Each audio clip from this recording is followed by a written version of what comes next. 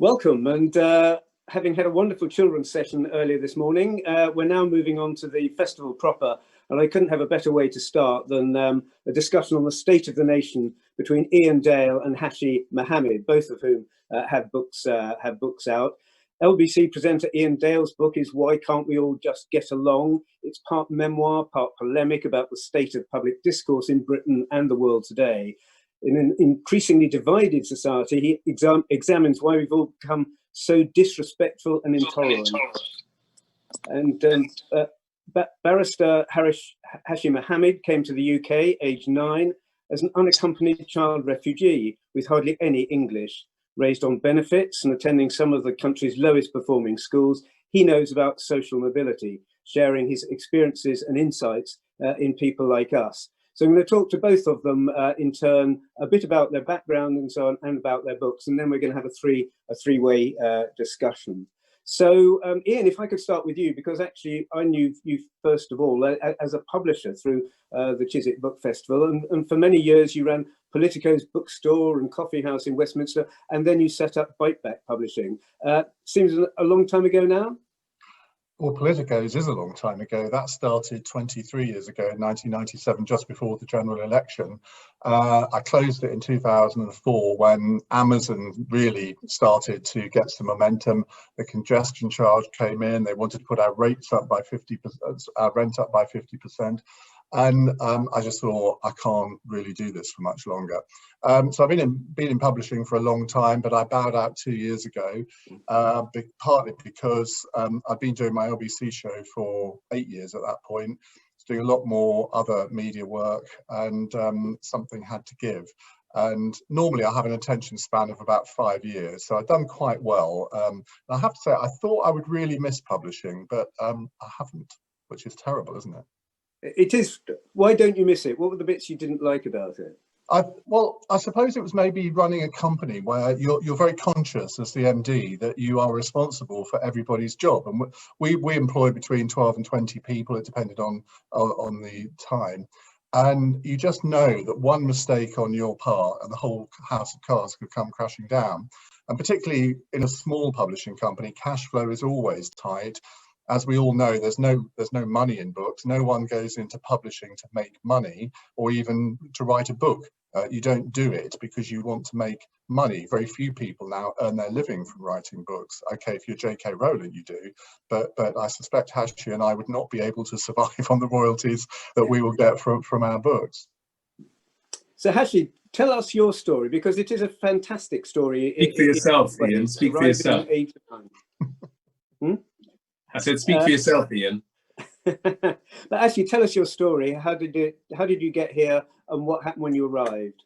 So thank you very much for having me, Torrin, and I couldn't agree more with Iain on a more serious note, that nobody goes into publishing or writing a book for the money. It's about trying to share your ideas on various platforms, and one of those platforms is the Chiswick Festival. So thank you very much for having us. Yes, so yeah, no, my story as I recount in the book, is how I arrived here as a young unaccompanied child refugee after the collapse of the Somali state in the early 1990s, and my father had died, and my mother, who had given birth to 12 children, was left behind, and we found ourselves not far from where I'm sitting right now in northwest London, trying to start a new life and make sense of the senseless, and also grieving, dealing with trauma, trying to make a new life in a country that you don't know anything about. You don't understand the language, you don't understand how it works, you don't understand, what's going on. When, Iain was starting out his publishing empire in 1997, I could barely speak any English, and I was delivering the Sunday papers in the local area where I am in Wembley at the moment. So, a lot has happened since, and I talk about that in the book, and crucially, a lot of the themes that I talk about in relation to immigration, migration, integration, assimilation, and how we might be able to find a way in which we build a society that has a place for everyone, including the newcomers, the old-timers, and people who are feeling that fear that the England or Britain that they knew at one point is eroding away or changing right before their eyes, can hopefully coalesce and come together around that theme of people like us. And what was the key to you getting from the state where you were new to Britain and you didn't really speak English? What was the key to getting you up the ladder? I mean, I think it's a multitude of things, but if I were to pick a few important factors, one is timing. I think the timing that we came into the country was a little bit easier.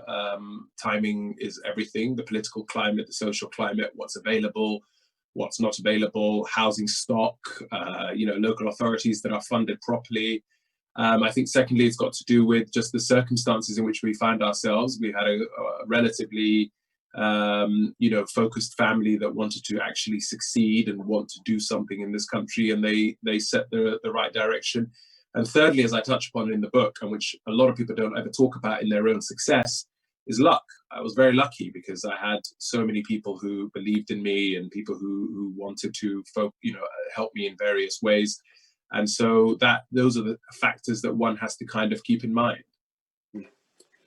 Thank you both. I'll start with you, Iain, and your book, Why Can't We All Just Get Along? And Torin, before you do, can I just respond to what Hashi said there? Because it's really interesting what he says, because I covered this sort of situation that his family found himself in the 1990s. I've covered quite a lot on my radio show, and people think of talk radio as sort of shock jocks and sort of just covering incendiary subjects. But I've tried to, as I say in the book, that I try to get people to think of humans as individuals and not refer to them as asylum seekers, refugees, immigrants. Because if you put yourself in the position of somebody who comes here as an asylum seeker, invariably you would have made exactly the same decision as they made.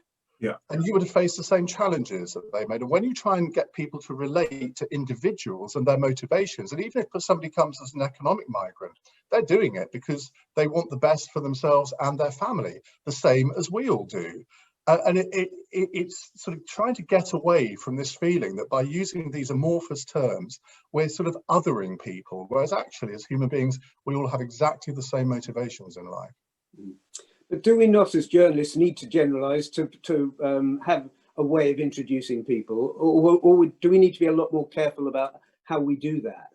I think we do need to be careful how we do it. It's so easy to lapse into generalisations. And okay, if you're doing a 2-minute report on the news at 10 on something, inevitably you do have to generalise a bit. But I think you've got to keep with the human side of this and not just reduce people to a group of sort of tens of thousands of people that you just can't relate to them. You can't relate to their motivations.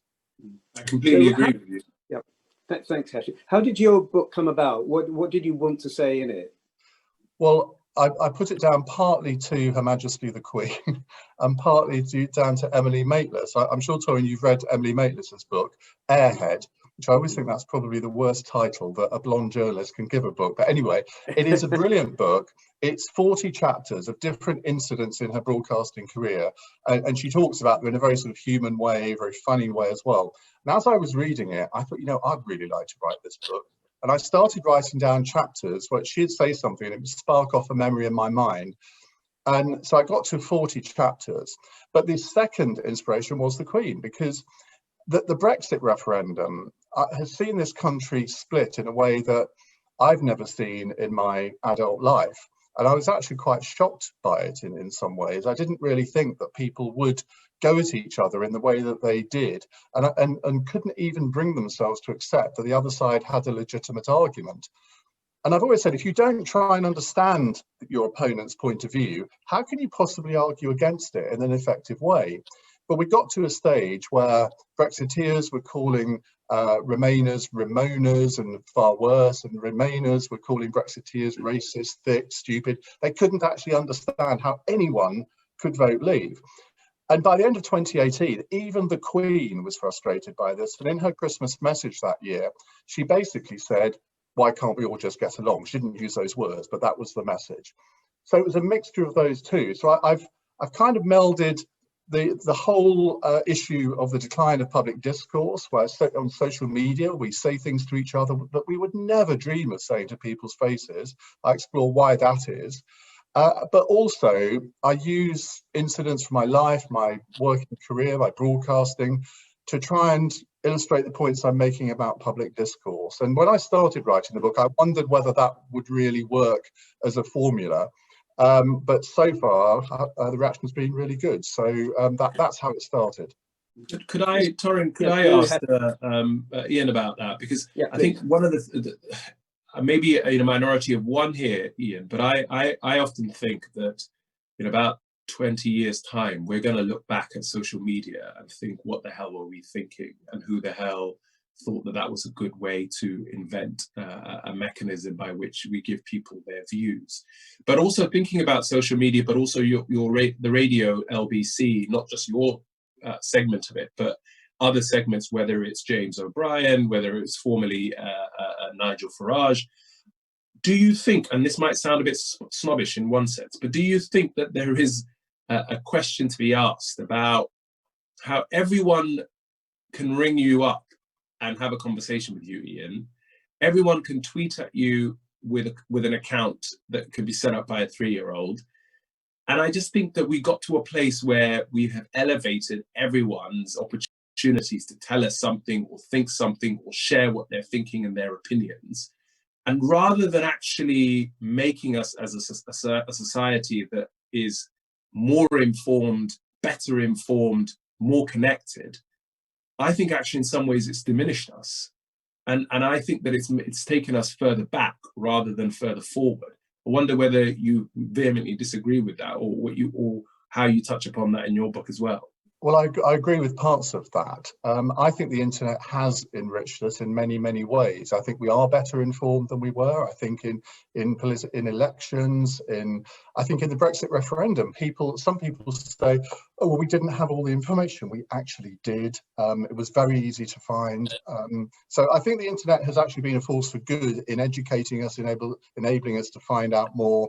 I think it's been good in political involvement. For example, as Torrin may remember, I was one of the first political bloggers in this country. That's kind of, in a way, how I made my name. And if you're the first mover in something, you always have a bit of an advantage. So there was myself, Guido Fawkes, Tim Montgomery, all on the right, really getting political blogging going in this country. And the left took a long time to catch up. Now I would say they're actually probably better at the internet than the right are, but in 2003 that wasn't the case. Now think about it. Before 2003 and the advent of blogging, Mrs. Miggins at 32 Acacia Avenue, she had one opportunity to get her views over. She could write to her local newspaper maybe once a year, and they might publish it or they might not, and a few thousand people would read it. With the advent of blogging and later on social media, that changed, and Mrs. Miggins and the rest of the country had a platform. Now that was a great thing, or so I thought in the beginning, but then you looked at some of the comments that people would leave on blogs, and then of course we move on to Twitter. And what we've seen is the elimination of the age of deference, where 30 or 40 years ago, we would respect our so-called elders and betters. That was a phrase, Torrin and my parents would always use that phrase to us. Well, you may not like so-and-so, but they are older than you, so respect them. We respected politicians, I think, in a way that we just don't anymore. Maybe that's a sign of age as well. So the age of deference has gone. Now, again, I would say that's a good thing. I don't think we should live in a forelock-tugging society. We should all think that we're as good as anyone else and that we have an equal right to be heard. But in the end, it is down to us as individuals. I know people think of speech radio as being very shouty. It doesn't have to be. If you want to be a lazy talk radio presenter, you will just do phone-ins on incendiary subjects like immigration, benefits, homosexuality, abortion, Israel. If you want to have an easy life and guarantee that you're going to get lots of calls, fine, do that. Most people do not do that. I like to, after doing it for 10 years, I like to challenge myself. I like to find a subject that I haven't done before. I did a phone-in the other day on male rape for 2 hours. Now, believe me, that's a subject where you don't get hundreds of people phoning in, but you don't actually need hundreds because you want people to be able to tell their stories, to take their time to do it. And of course, on that kind of subject, you're sending out the message to other people who have experienced it. Oh, you're not alone. And it can be so powerful. It's a very intimate medium. And yes, anyone can phone in, but you do have somebody answering the calls whose job it is to make sure that sort of evil people do not get on the air. Now, the odd one will always get through, that's true, but that doesn't mean to say that the medium is a bad one in the first place. So I kind of agree with you in some ways, but not others. Hashi, can I turn to your book, People Like Us, where you're asking what does it take to make it in modern Britain? And I think you say that we live in a society where the single greatest indicator of what your job will be is the job of your parents. Elaborate. Yeah, so I mean, what we're obsessed with as a country, obviously in many ways is the issue of class, but also about mobility. You know, when you think about, there are two types of mobility. There's obviously relative mobility and there is absolute mobility. Absolute mobility is the ability for various people in society to move up together as a group, so that we as a society are rising together as a group of individuals, but also as part of this big society. We really haven't had anything like that for the best part of over half a century since the war. Relative mobility is the question of how somebody whose parents might have done menial jobs or non-professional jobs or no job at all, moving from one particular class or one particular profession to a higher one, or a professional class or a higher paying job, and so on. And that's a sort of relative mobility on an individual level. But what we discover is actually, and as I go through in the book, is that when we start thinking about this question of mobility in much more starker terms, we realize actually that in the end, we put so much pressure on teachers and schools, but actually in the end, schools don't make that much of a difference in terms of moving you up that ladder unless you have real connections, unless you have proper guidance from family, unless you have the kind of social and cultural capital that will help you go up the ladder. And so what then happens is that we are left with a situation where so many people's lives are determined by the parents to whom they're born, who will set up potentially the kind of context in which they grow up in that is a fruitful, nurturing, and quite frankly, environment that allows them to get ahead very early on in the first 5 years. If they have the means and the wherewithal to be able to either afford fee-paying schools or move so that they can live in a place where there are grammar schools and teach their kids how to pass the grammar school exams, or find a way in which they can go to a local state school, but then supplement that with home tuition, the social and cultural capital that allows them to use their connections, abilities to be able to communicate in a certain language and a certain way of talking, and much, much more, is basically what I argue the main factor that decides whether or not people are able to get on in this country. And actually, we overstate the role that education can have in moving those parts. I don't suggest that education isn't important. Of course, education is important, and we are spending quite rightly the right amount of money, if not, we need more. But actually, we put too much pressure and too much emphasis on that without fully understanding all of the other countervailing factors that are just as important in many respects, and in some cases, even more important. Can I pick out? Yeah, sorry, Tori. Can I pick out two things? That, I mean, I don't disagree with much of what you say there, Hashi, but do you not think that there are two other elements? And I think one is aspiration, where if you were, say, for example, the son of a coal miner in the 1970s, or the son of a docker, you would be expected to follow your father into those professions. And even if you did have aspirations to do other things, you wouldn't really ever have the opportunity to do that.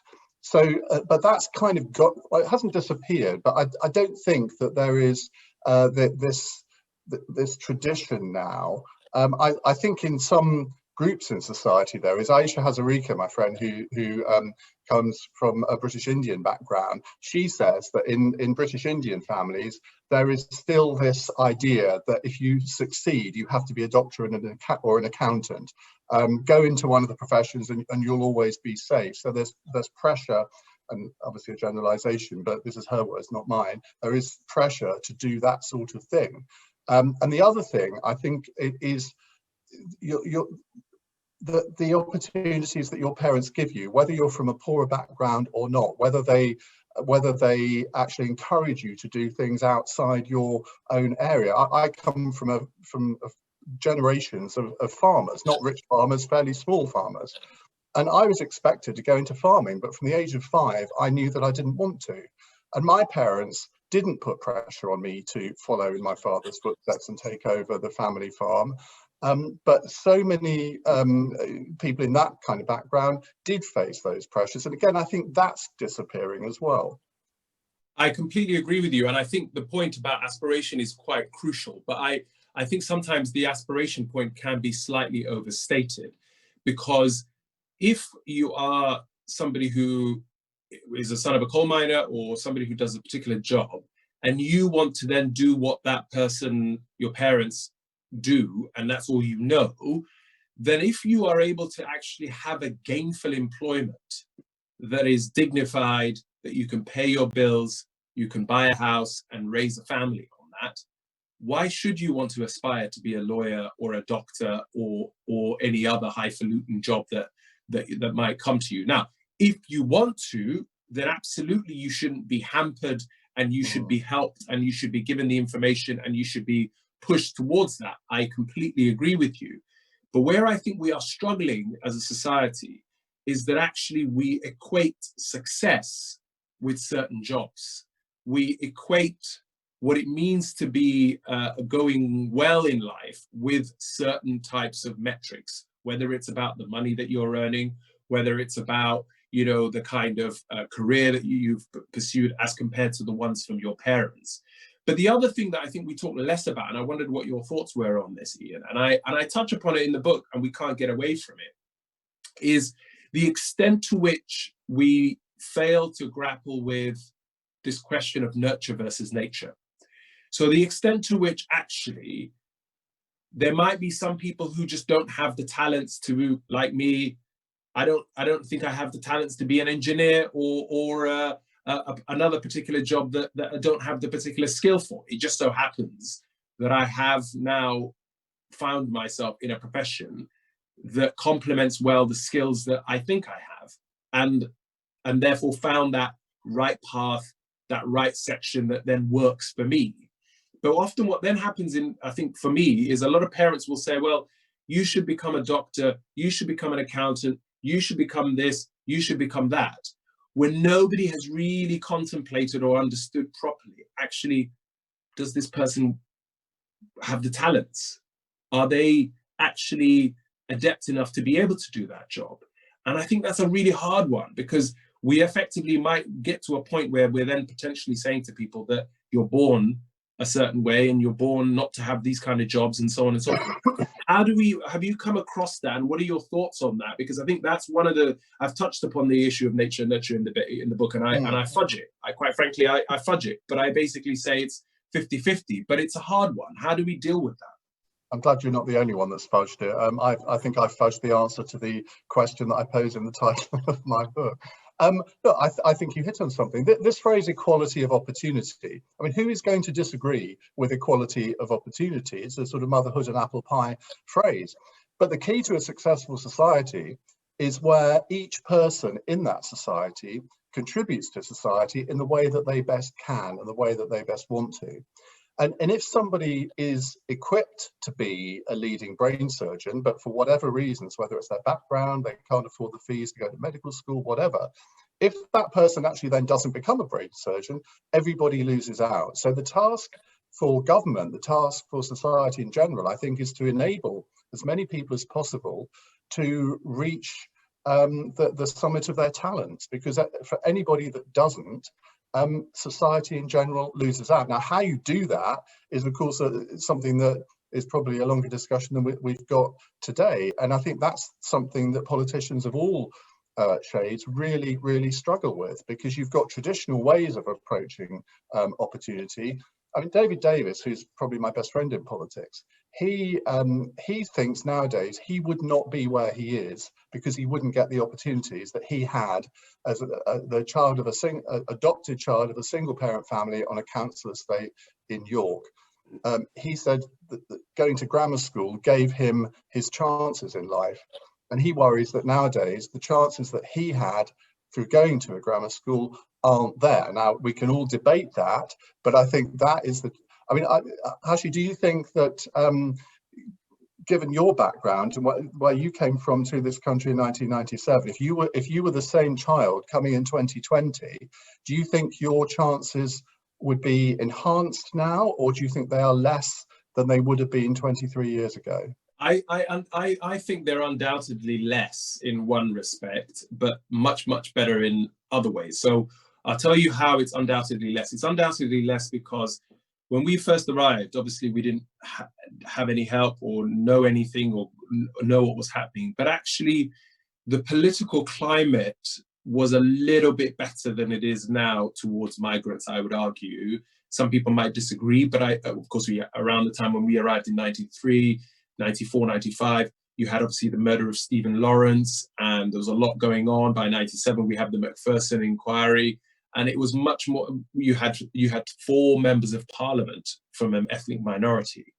And now we see what we see in society. So a lot has changed and a lot has improved, but actually in many ways a lot is worse because the shortage of housing, the shortage of affordable housing, the shortage of opportunities to be able to actually use community facilities are a lot less available today. I think, just a lot of other things have changed. But I'll tell you one thing that has changed, which is really good, is back then we were completely blind. Like, you didn't know where to get help. You didn't know who to communicate with. You didn't know who to ask for help. You didn't know where the council offices were. You didn't know what you were entitled to or what you were supposed to do or how you were supposed to get help. All of that was just completely, up in the air.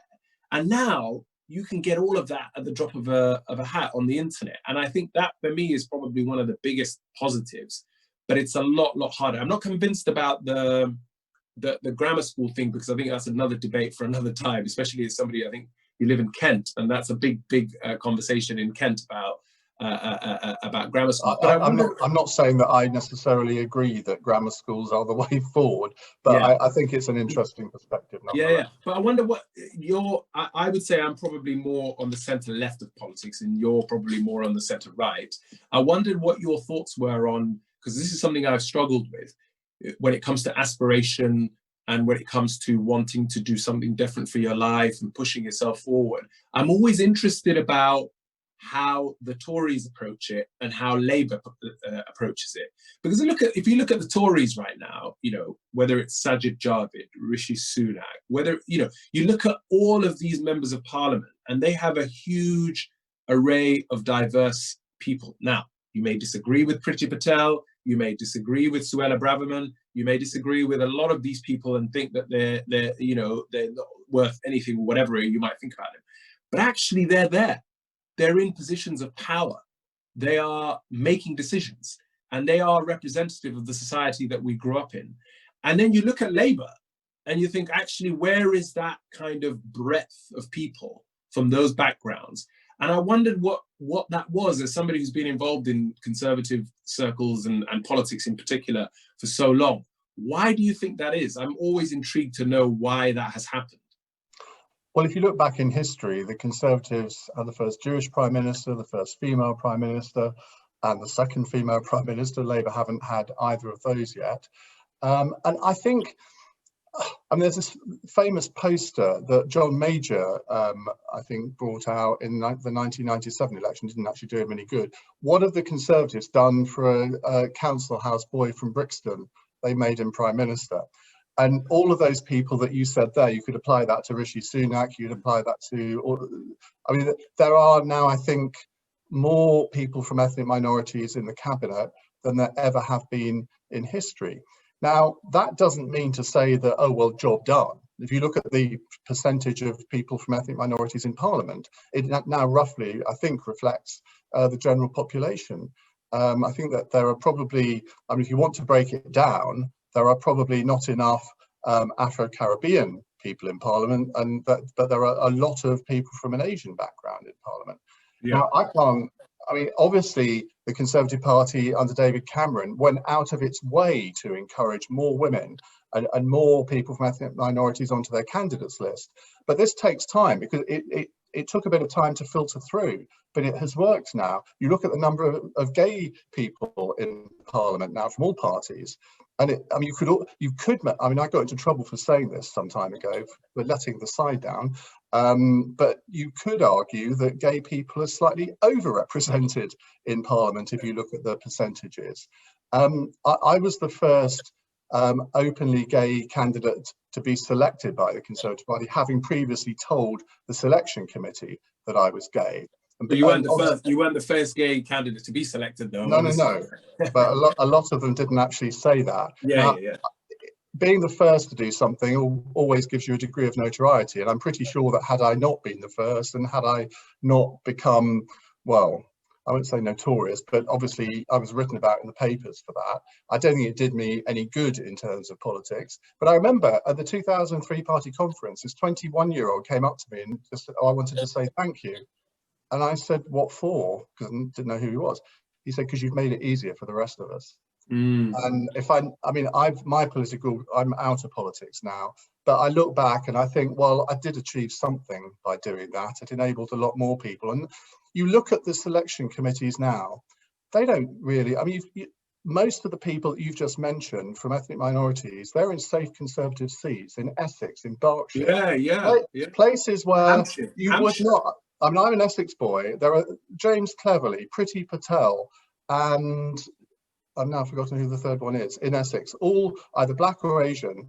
Kemi Badenoch in my home seat of Saffron Walden. Yeah, I mean, that would not have happened 20 years ago. It just wouldn't. And I can't sit here and explain to you why, but I think that the great British public are a lot more accepting than people think. I think the Conservative Party is a lot more accepting. And yes, you've got these siren extremist voices on the right who have been racist, will always be racist, and there's nothing that you can do about that. And they have a voice in social media now, which amplifies them. So I don't agree with you, actually, that Britain is, I mean, I think you kind of hinted that Britain had become slightly less tolerant, which is a word that I don't even like, but let's use it for these purposes. Not necessarily less tolerant. I don't think so. I just think it was easier back then. It's a little bit harder now, and I agree with you on this point, given that we are talking about the state of the nation. I definitely agree with you that the view and the perception that we get of how accommodating, tolerant, open-minded we are as a society out there, and the impression that we get in the papers on social media are completely day and night, the difference. Yeah. And I know that because I do a lot of planning inquiries and I'm traveling around. Lucky you. I'm doing planning inquiries, which is, at Saffron Walden, I've been to so many times, in Lincolnshire, I mean, all over the country. So actually, I see it for myself, that the way in which people are and how they're perceived to be in the papers or by the Brexit vote or through the situations that they're experiencing, I completely agree with you, isn't different. But I just think that it was easier back then only because of the fact that it was novel, it wasn't as politicized, it wasn't as caricatured. You didn't have somebody like Nigel Farage standing in front of a poster saying breaking point. You didn't have that back then. You really didn't. If you think back to the 1990s, can you think of one politician? You might think about it in the 1980s, but in the 1990s, can you really think of one politician who was making any incendiary comments about immigrants and migrants and refugees and asylum seekers? Because I can't remember that. Well, there was, I mean, we're going to get into dangerous territory in a minute, but there was, that was partly because I think there was a general acceptance by people that immigration levels were at a reasonable level, and we didn't have the problem that there is now with people coming across the channel and all the rest of it. We hadn't got to 2003, where the Blair government could have restricted immigration from Eastern Europe, but chose not to, and pretended that there would have been 13,000 people a year. Now, I'm as wet as a don't get me wrong, I'm as wet as a lettuce on immigration. I think that immigration has been a fantastic thing for this country. I don't have any problem with the current levels because I think they're actually driven by the economy. And if we didn't need these levels of immigration, it wouldn't be happening. But there has to be, and this is where government, I think, has failed over the last 20 years, where, I mean, it wasn't politicians didn't talk about immigration, really, but the whole aftermath of Enoch Powell in 1968 meant that if you even talked about it as a politician, you were kind of considered vaguely racist. And then remember in 2005, the Tories had these "Are you thinking what we're thinking" posters. Yeah. And they had one, "It's not racist to talk about immigration." Well, I agree with that, but I'm not sure whether it's a good idea to have the word racist and conservative on the same poster. I banned that poster in my constituency because I just thought it was an awful thing. And people said there was a dog whistle element to that. Well, we'll never know for certain whether there was or not, but I understand why people think there was. So that the language of immigration, I think we do talk about it a lot more. I think sometimes we talk about it in a very constructive way, but often it is too destructive. You're absolutely right. Sorry, Torin, we've been going on and we've left you out of the conversation. No, you were the two who we wanted to talk. I was just here as a provocateur and an introducer, but it is fascinating. Just to go back to the grammar schools issue, which you talked about, there was a whole generation who grew up because and went into politics and went into good jobs because of those grammar schools. And I know why grammar schools were abolished and so on, but actually, that was real opportunity. That actually did change people's lives. But I mean, I think you're right, and it's absolutely correct to acknowledge that grammar schools did change people's lives. But what you have to understand is that in the way that the grammar schools are set up, they only really work for a select few. Now, you might say, well, I'm sorry, if you're good enough, you're talented enough, you're clever enough, and you want to succeed enough, if the grammar schools work for you, why should we get rid of them and therefore drag everyone else down? I get that. But the reality is that the grammar schools don't work for people in the way that you think they work for people. Now, you might think they work for people like David Davis because he had that opportunity coming from where he came from and rose through the ranks of the Conservative Party. But the way they work today is that they work by choice of people who are able to actually move near them. So already there are people who are financially able to do that. B, the vast majority of people who could potentially take the 11 plus, something like 35% of them will never be able to get to the level that they need by the age of 11 to be able to take that exam. Then you've got the other percentage of people who will then use the system in a way that they will hothouse their children by supplementing it, essentially paying for tuition to prepare them for the 11 plus. And that's an interesting demographic, because that demographic is the demographic of people who can't actually afford to take their kids to a fee-paying school, a private school, but can just about afford enough to be able to move to a place like Kent, where there are lots of options for grammar schools, and then train their kids from the age of 2 till about 10 to get them ready for the 11 plus. And so the point I make in the book is I say, yeah, absolutely, they've worked for a significant period of time for a lot of people. But actually, if they're going to be sanctioned by the state and they're going to be supported by the state and they are going to be out there with that purpose, then in the end, they don't work for enough people for them to have that benefit. That's just my argument. But I agree with you, for a select few who can be ready enough to take that exam with that right support, it can be transformative, undoubtedly. Again, you've got complete logic to the argument there. But if we look at what happens in Germany, German was my degree, I've lived in Germany for a bit.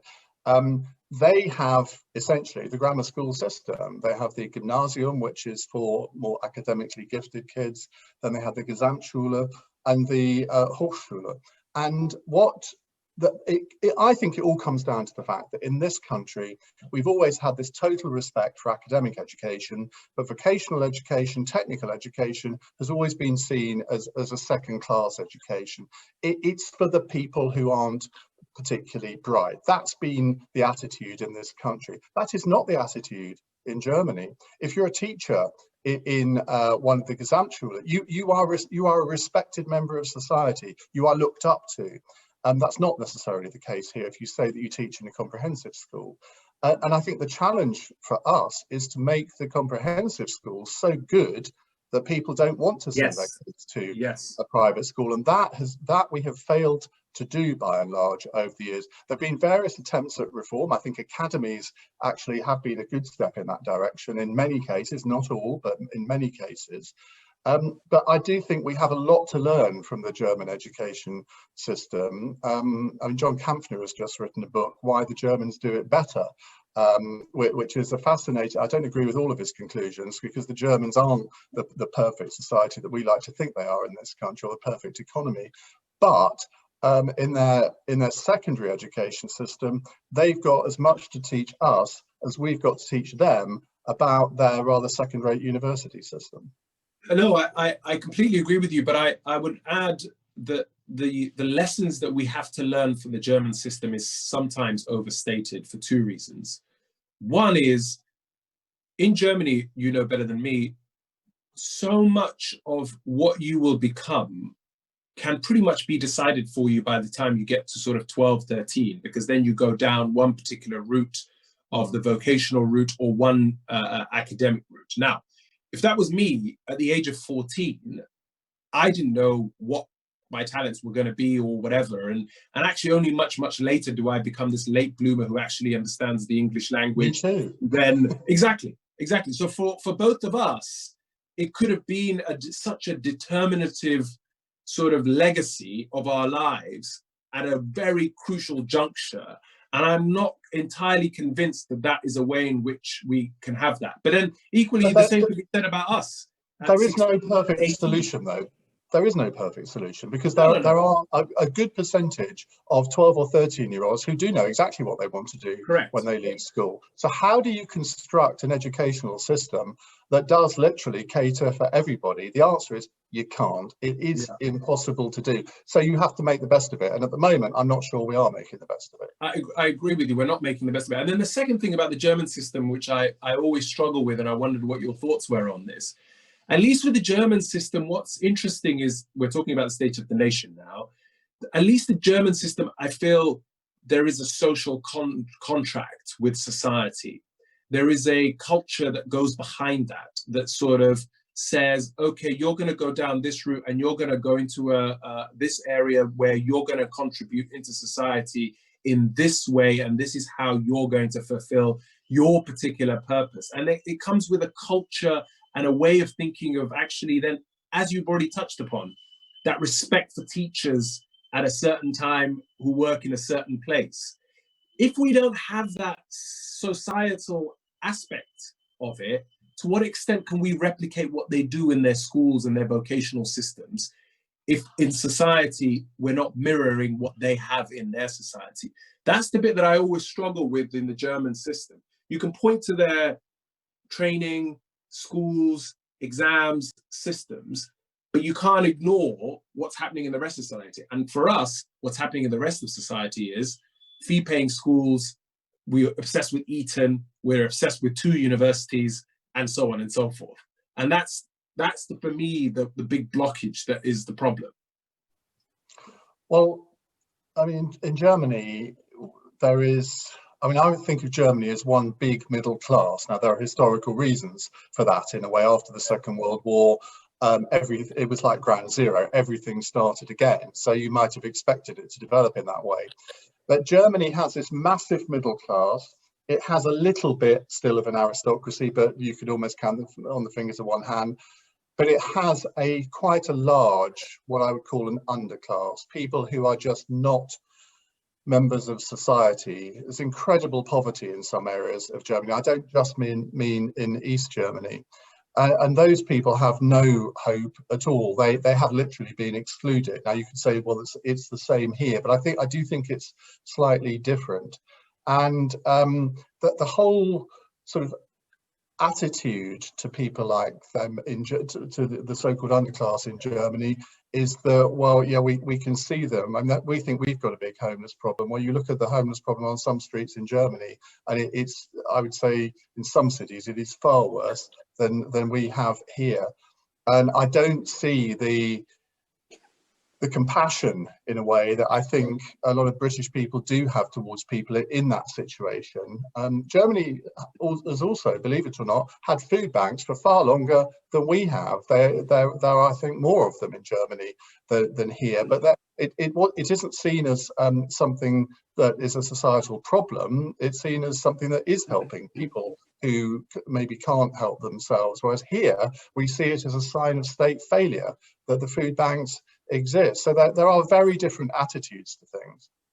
Does the media make a difference here, that you have a much more aggressive media, I think, here than in Germany? So all of those perceptions are much bigger and are shouted louder. I think that's absolutely right. I mean, I spend quite a lot of the time in the book talking about the way the media has developed into this sort of ogre where you have, and we saw a perfect example of it this week, where the Prime Minister announces that he's got to introduce more coronavirus restrictions. And I was just waiting for one of the big name journalists to ask the question, does that mean Christmas has been cancelled, Prime Minister? And Robert Peston, for it is he, was the first one to do that. And I thought, you know what, these press conferences have been an absolute disgrace from a media point of view, because, and I think the public have seen through them. They've seen all of these grandstanding political journalists ask questions which they know cannot be answered. And if you say to a government minister in a live press conference, aren't you ashamed, Prime Minister, shouldn't you resign? Okay, you might have got yourself on your own evening news programme, but what are you expecting the minister to say then? I mean, surely the point of these press conferences is for journalists to ask questions which get information and get explanations of why things are happening. And what we saw was all the local and regional journalists in these press conferences asking those questions. And it was the big name ones that I think let themselves down. And I think you can see this reflected. You can see it on all sorts of current affairs programs in 3-minute interviews where the journalist isn't particularly interested in getting a lot of information. They just want a gotcha question. And the politician goes into that interview knowing exactly what he or she is going to say, regardless of the question answered. So who loses out? It's the British public that lose out. And I think we're now seeing the return of the long form interview, particularly on podcasts, where if you talk to a politician for longer than 10 minutes, they will say something interesting because they've run out of all of the sound bites. Talk to someone for half an hour or an hour. I mean, God forbid we should ever talk to someone for more than an hour. I did a 75-minute podcast interview, Iain Dale, All Talk is a podcast, by the way, the other day with Andrea Leadsom. And I had so many people contact me afterwards and say, well, I saw a completely different side of her. She's not the person I thought she was. That wasn't because I'd done a soft interview. I mean, it was a conversational interview. I wasn't there to grill her as such. But if you allow people to talk, invariably they will say something interesting. Yeah, I mean, the media, I agree with you in that it's so depressing because exactly as you say, just ask the questions that help us make up our minds about what's going on. If the politician is being evasive, difficult, not answering the questions, blah, blah, blah, we are clever enough to be able to draw our own conclusions as members of the public. Exactly. Without you having to harangue them for us because you think it makes a point. It doesn't. If you ask a very simple question and the politician's not answering it, and then you repeat the question once and they're not answering it, that's enough for me. I don't need any more, you know, and I think that's one of the things. So, but it goes back to what you were saying at the beginning. I don't speak German, but I watch the German press conferences with subtitles sometimes. Very sad, I know. I speak French, so I watch some of the French news conferences for coronavirus as well. It goes back to what you were saying earlier.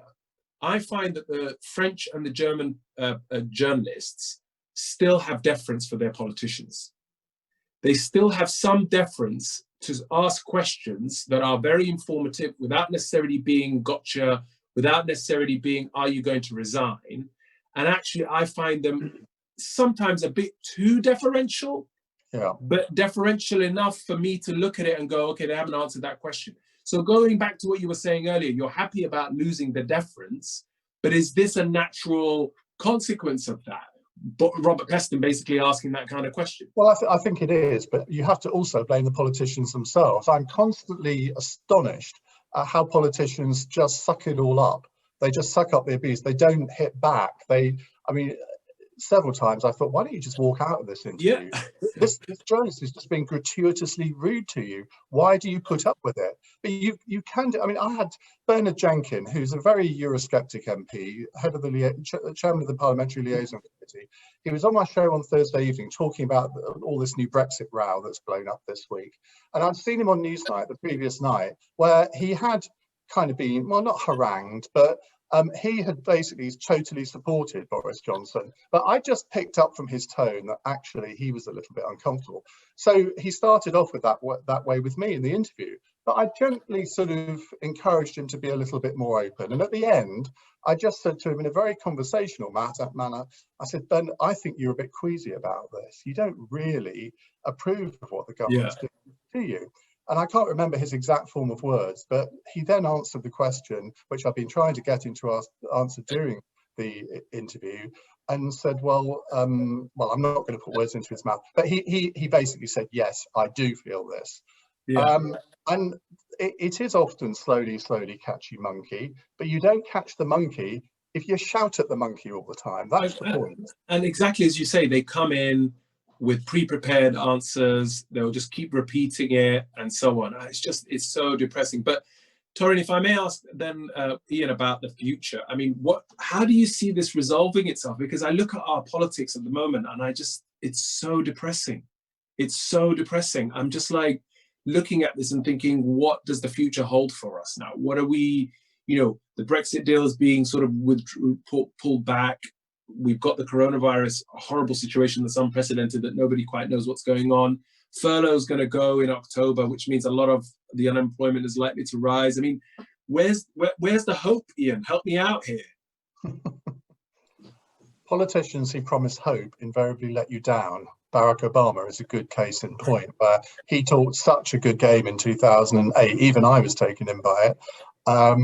But, I mean, can we say that he delivered that hope during his presidency? I'm not sure we can. Look, Torin and I are a little bit older than you. He says about to say something very patronizing.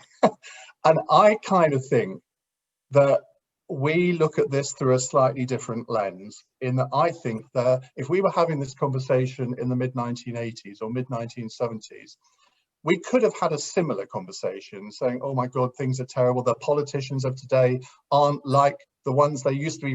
Where's sort of Lord Hailsham nowadays? Where's the Harold Macmillan of our age? And I do think that we have an inferior quality of politician now across the board on right and left. I think that the quality of the cabinet is lower than I've ever seen it. But I have to sometimes pull myself up and say, well, I'm sure people said this about Margaret Thatcher's cabinet as well, or about Harold Wilson's cabinet, that wasn't as good as Attlee's. And yes, we do face huge challenges. I think sometimes we do think that the apocalypse is about to happen, and it invariably does not. I still think there will be a trade deal on Brexit by the end of the year. Where coronavirus is going, I can't say. But I mean, if Boris Johnson can get to the middle of next year, say that we next year, Hashi, both appear in person at the Chiswick Book Festival. Let's hope that we can do that next year. I would hope, and you've got to have hope. I would hope that the trade deal is done, that there haven't been queues at Dover and all the rest of it, that the economy has got back to some semblance of normality. I do think it'll take a lot longer. But we did see some encouraging economic news yesterday. This V-shaped recovery does actually look as if it's happening. So let's cross our fingers and hope that that continues. I mean, you can add climate change into that. You can add all sorts of terrible things that potentially threaten the country. Have we got the people equipped to deal with it? Well, I hope so, but we're about to find out. Yeah. Hashi, any final thoughts from you? It's been a fabulous conversation. Are you really depressed at the moment, or do you see some hope? The thing is, I can't, in one ways, I can't afford to be depressed, because I have a son coming at the end of the year myself. So I'm going to be a father, so I've got to be optimistic in one sense. But what does bother me still to this day is I'm okay with dealing with the current situation if it's difficult, if it's concerning, if we don't know what's going to happen. I'm more than happy to deal with that kind of uncertainty. I've come from where I've come from, as we've talked about, and actually every day I think I'm living a mini miracle in my own life in one sense. But where I'm genuinely really concerned and depressed about is I don't see any of our politicians or any leadership that sort of says, that's the future, come with me, we will get there. And there's no vision. There's no vision, there's no real idea of what a better Britain could look like in the next 20, 30, 40 years. And I think for me, that's the hardest part. It's not so much as things are bad right now, I can deal with that. It's about how do we visualize a better future and who's going to take us there and who's going to take us with them. I think you're absolutely right on that. Matt Chorley has written a column in the Times this morning where he describes Keir Starmer as, he says it's like listening to a weatherman. You can't ever remember anything he says. Now, I think Keir Starmer's actually had quite a good start as leader of the Labour Party, but I did think to myself, I think he's hit on something there. I mean, where has Keir Starmer been this week about the whole Brexit bill? Well, we know where he's been, hiding away in the cupboard, because he knows that if he says anything, he potentially loses more of those red wall voters who voted for Boris Johnson last time. So from a political point of view, I kind of get it, but that's not leadership. It's not even followership. But the trouble is, Hashi, that those politicians who do give a vision of the future, and whatever you think of him, Nigel Farage is one of those politicians who set out a vision which you may not like, but he did do that. Visionary politicians, people nowadays view as very dangerous politicians. We're in the age of the technocratic politician. I mean, Angela Merkel is a great example of that. I don't think she's ever had a vision in her life, but she exudes technical competence and therefore has succeeded. And it may be that that's the age that we're heading to in this country, because you often, after a charismatic prime minister like Boris Johnson, you often get then a boring prime minister. John Major followed Margaret Thatcher, Gordon Brown followed Tony Blair. You can go right back to the Second World War, and that's what happens in this country. Charisma prime minister, boring prime minister. So Keir Starmer may be in a very good position to inherit that. The last two words on that, Torin, is you're right about Nigel Farage. He had a great pulse. He had the finger on the pulse. I completely agree with you, but he would never have been able to deliver any of it. That's the other difficulty. He might have had a vision and an idea, but he could never have implemented it himself. Thank you both. It's been a wonderful discussion. We're out of time. We're about to move into a new session, but that was terrific. Thank you so much. And I will here and now invite you both back next year, live, we hope, in Chiswick, and we will we'll see what's happened. Thank you very much, and thanks for having us.